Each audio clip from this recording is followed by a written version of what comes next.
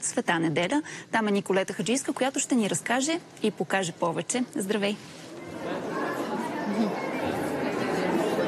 Здравейте! Точно така, по идея на Софийска митрополия, десетки деца вече час тук боядисват и се забавляват.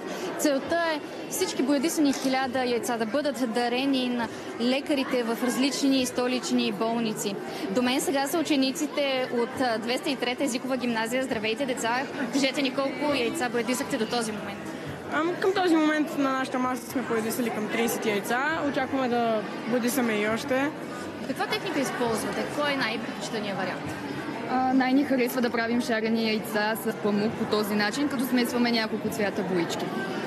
Кажете ни, защо първото яйце трябва да е червено?